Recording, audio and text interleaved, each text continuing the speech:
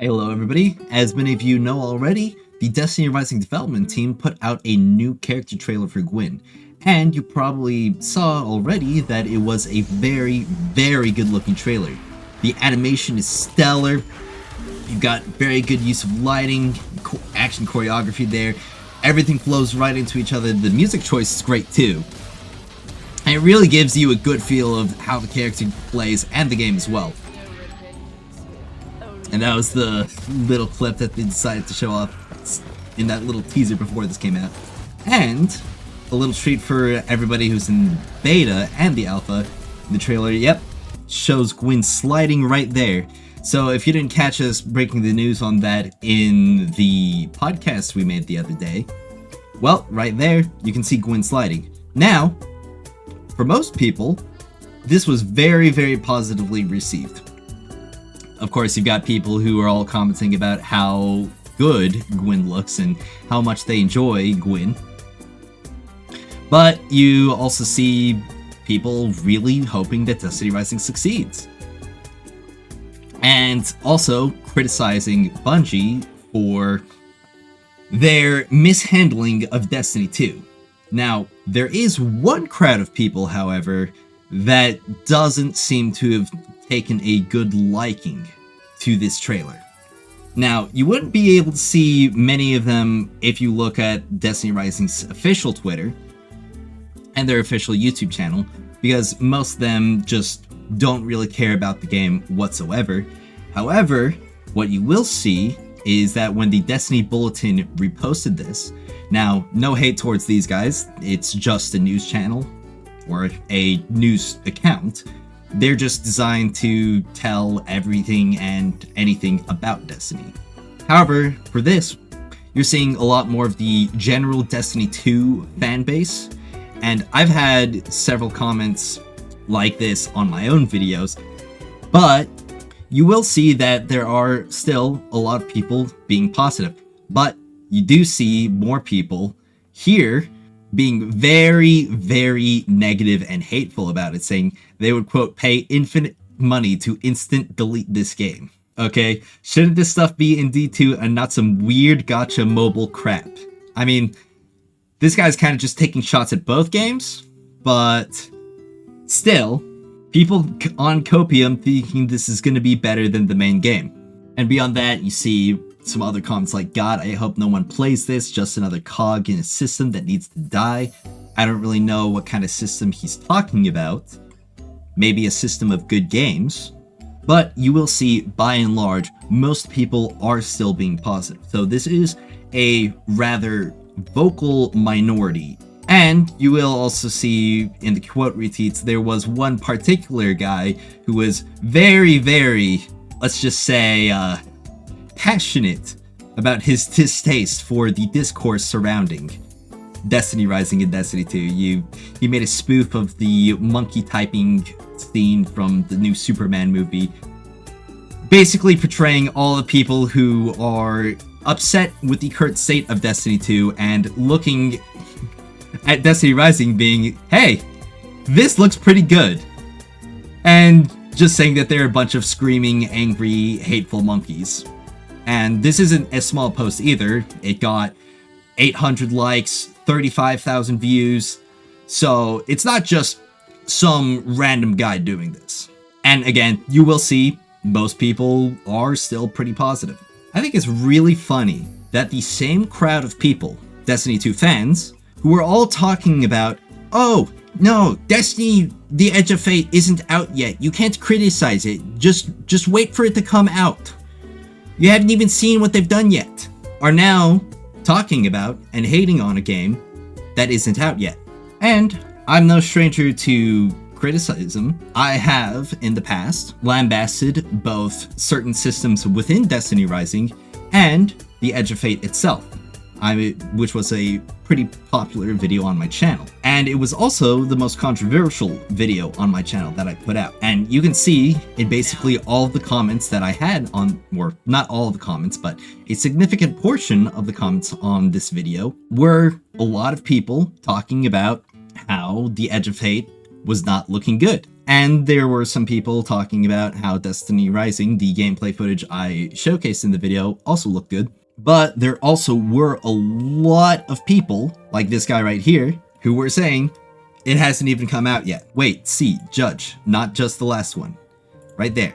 And don't assume that I'm just somebody who is some Destiny Rising shill who thinks that it's just this perfect, absolute game. No, I heavily criticized certain systems in the beta, like the artifact system, like certain avenues for the monetization and how they were dissatisfactory. And with a lot of those things that I criticized, pretty much everything that I criticized has been addressed with the new beta that released in China just a few days ago. And I've been collecting a whole lot of information about all of these positive changes and all of these system reworks. And that all happened within a couple months. Not 6 months, not even a whole year. They did all of that in just under 3 months. Several system-wide changes while still adding new content, new maps, new weapons to the game, which is a whole lot more that I can say about how fast Bungie has been able to address the issues in Destiny 2.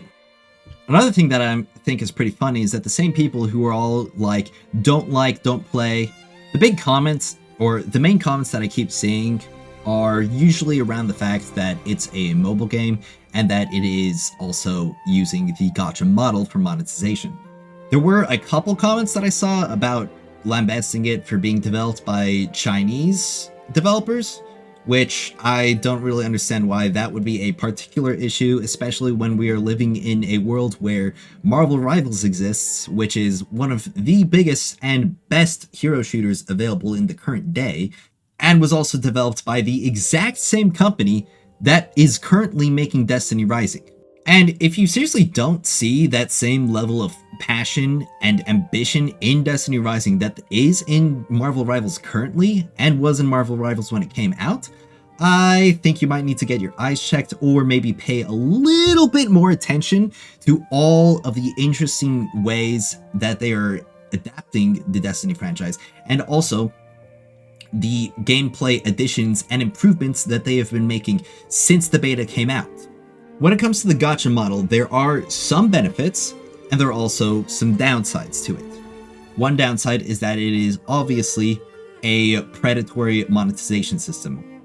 Though, we are comparing it to Destiny 2, which probably has one of the most controversial and predatory monetization systems in a large AAA game nowadays, with very, very constant and increasingly frequent FOMO events, limited time rewards, rewards that you have to play for in order to purchase in-game, tying rewards and cosmetics that would normally be for activities into the cash shop, see the Trials of Osiris stuff, and we can also see that with the new events, they are very, very much increasing both the FOMO and also the monetization for this title. And let's not even forget the fact that they have constantly been manufacturing disposable content that is meant to be removed while also removing expansion content from the game. I can tell you straight up that in Destiny Rising, you will not have to worry about you spending money on an expansion and then it being removed. And you want to know one of the main reasons that is? Is because every single piece of playable content in Destiny Rising is going to be 100% free. You won't have to purchase any yearly expansions. You won't have to purchase any maps. The only purchases that you will make are for character cosmetics, the character gacha itself, and the battle pass and some other bundles.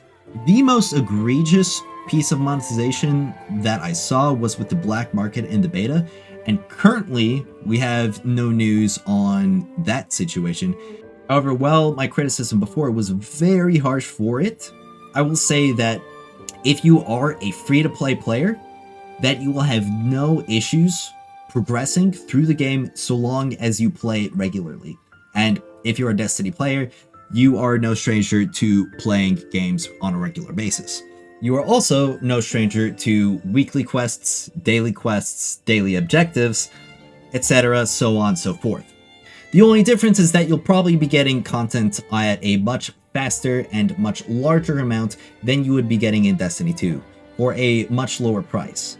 And when it comes to the priced options for Destiny Rising, you would be able to get the vast majority of the rewards, and you would be guaranteed every single character for less than $10 a month.